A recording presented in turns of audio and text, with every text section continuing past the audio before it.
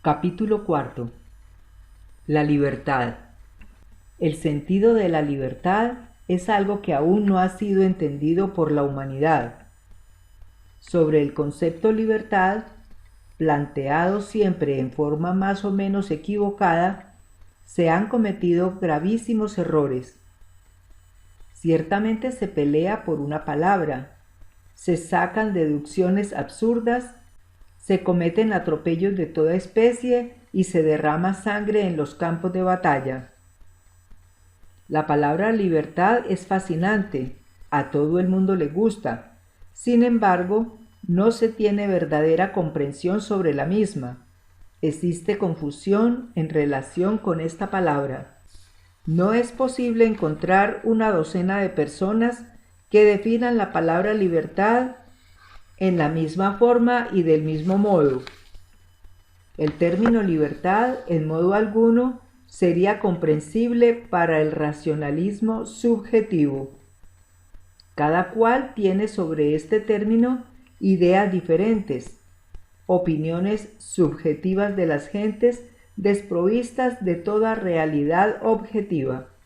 Al plantearse la cuestión libertad, existe incoherencia, vaguedad, incongruencia en cada mente.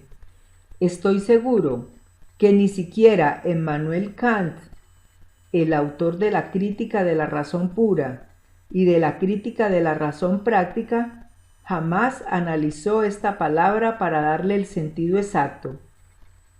Libertad, hermosa palabra, bello término. ¿Cuántos crímenes se han cometido en su nombre? Incuestionablemente, el término libertad ha hipnotizado a las muchedumbres. Las montañas y los valles, los ríos y los mares se han teñido con sangre al conjuro de esta mágica palabra. ¿Cuántas banderas, cuánta sangre y cuántos héroes han sucedido en el curso de la historia? Cada vez que sobre el tapete de la vida se ha puesto la cuestión libertad. Desafortunadamente, después de toda independencia a tan alto precio lograda, continúa dentro de cada persona la esclavitud. ¿Quién es libre? ¿Quién ha logrado la famosa libertad? ¿Cuántos se han emancipado? ¡Ay! ¡Ay! ¡Ay! El adolescente anhela libertad. Parece increíble que muchas veces, teniendo pan, abrigo y refugio, se quiera huir de la casa paterna en busca de libertad. Resulta incongruente que el jovencito que tiene todo en casa quiera evadirse, huir, alejarse de su morada, fascinado por el término libertad. Es extraño que, gozando de toda clase de comodidades en hogar dichoso, se quiera perder lo que se tiene para viajar por esas tierras del mundo y sumergirse en el dolor.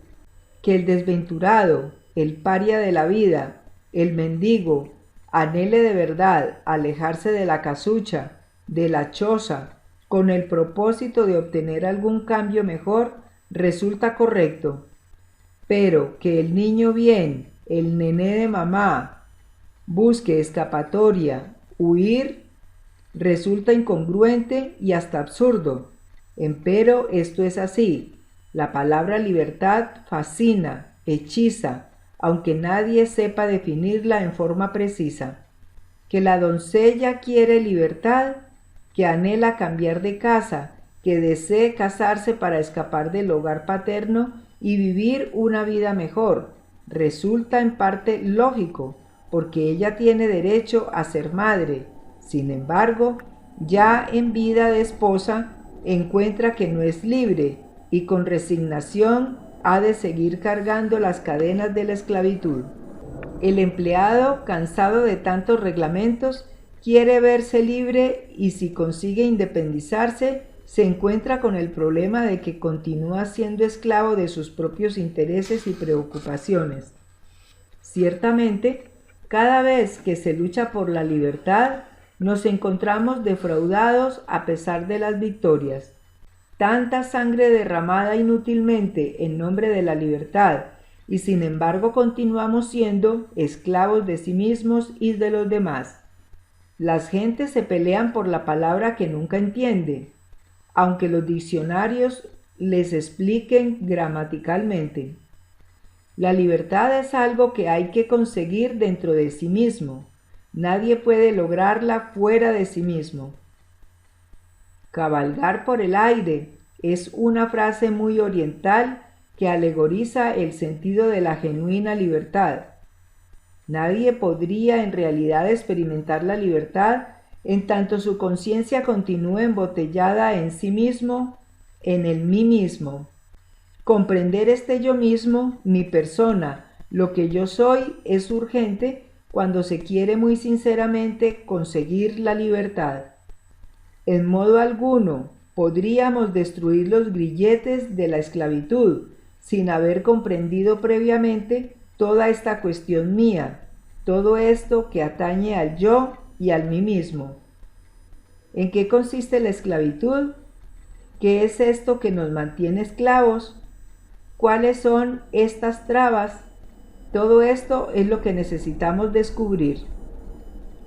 Ricos y pobres, creyentes y descreídos, están todos formalmente presos, aunque se consideren libres. En tanto la conciencia, la esencia, lo más digno y decente que tenemos en nuestro interior, continúa embotellada en el sí mismo, en el mí mismo, en el yo mismo, en mis apetencias y temores, en mis deseos y pasiones, en mis preocupaciones y violencias, en mis defectos psicológicos, se estará en formal prisión.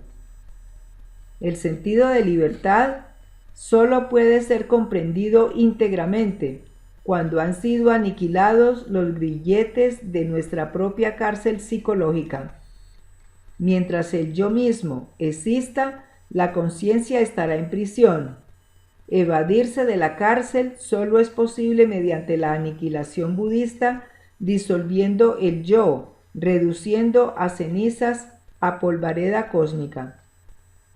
La conciencia libre, desprovista del yo, en ausencia absoluta del mí mismo, sin deseos, sin pasiones, sin apetencias ni temores, experimenta en forma directa la verdadera libertad. Cualquier concepto sobre libertad no es libertad. Las opiniones que nos formemos sobre la libertad distan mucho de ser la realidad.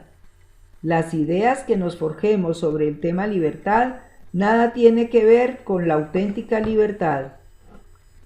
La libertad es algo que tenemos que experimentar en forma directa, y esto solo es posible muriendo psicológicamente, disolviendo el yo, acabando para siempre con el mí mismo. De nada serviría continuar soñando con la libertad si de todas maneras proseguimos como esclavos. Más vale vernos a sí mismos tal cual somos, observar cuidadosamente todos estos grilletes de la esclavitud que nos mantienen en formal prisión. Autoconociéndonos, viendo lo que somos interiormente, descubriremos la puerta de la auténtica libertad.